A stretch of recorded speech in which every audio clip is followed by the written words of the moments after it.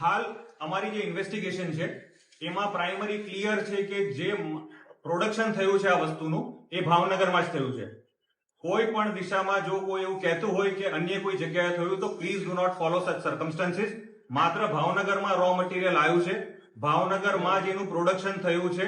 ગૌતમના ઘર એક એવી જગ્યા છે જ્યાં એની પ્રોડક્શન ફેક્ટરી તરીકે આપણે આઈડેન્ટિફાઈ કરી છે અને એ બાબતે એના પુરાવા અમે લોકો એકત્ર કર્યા. જે નરેન્દ્ર યાદવ જેને એફઆઈઆરમાં પણ અમે બતાવ્યો છે એ વ્યક્તિનું મૃત્યુ થયું છે.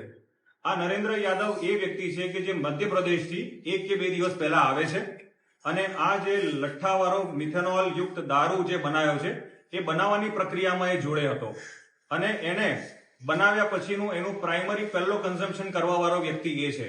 જ્યારે અમારા ધ્યાન ઉપર આવ્યું છે ત્યારે નરેન્દ્ર ઓલરેડી અહીંયા સારવાર લઈ હોસ્પિટલમાં ડેથ થઈ ગયું છે અને એ એમપી જતો રહ્યો હતો જ્યાં એનું પોસ્ટમોર્ટમ થયાની વિગત છે.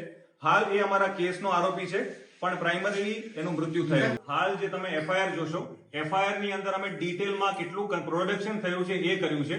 ઉપરાંત અમે ઘણો બધો જે રો ફોર્મ ની અંદર અમે લીકર કબજે કર્યો છે અને થોડુંક જે છે હાલ અમે લોકો શોધી રહ્યા છે. તપાસનો વિષય છે. Within a day or two હું તમને એક્ઝેક્ટ ફિગર આપી શકું. મેં તપાસના વિષયમાં આપને સ્પષ્ટ કર્યું કે અહીંયા જ લીકર બનેલાની હકીકત તપાસમાં આવી છે. એ લેટર બાબતે હાલ નહીં કમેન્ટ કરી શકું, પરંતુ તપાસના ઇન્વેસ્ટિગેશનમાં ક્લિયર છે કે ભાવનગરમાં રો મટીરિયલ આવ્યું અને ભાવનગરની અંદર જ એનું પ્રોડક્શન. હાલ અમે લોકો એ દિશામાં અલગ અલગ ટીમ બીજી જગ્યાએ ગઈ છે. જે રહીશ છે એ મેઇન કિંગપિન કહી શકે એવો વ્યક્તિ છે.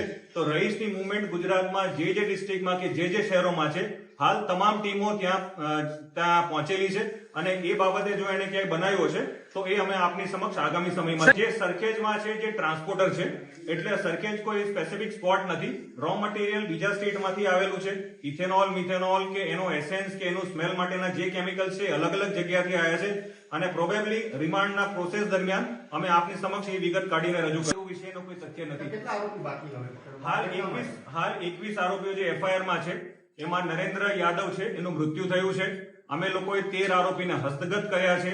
રહીશનો જે મેઇન રોલ છે, રહીશને અમારી ટીમ મધ્યપ્રદેશથી લાવીને ભાવનગર લઈ આવી છે. એને એરેસ્ટ કરવાની ને એને પૂછપરછ કરવાની પ્રક્રિયા ચાલુ છે.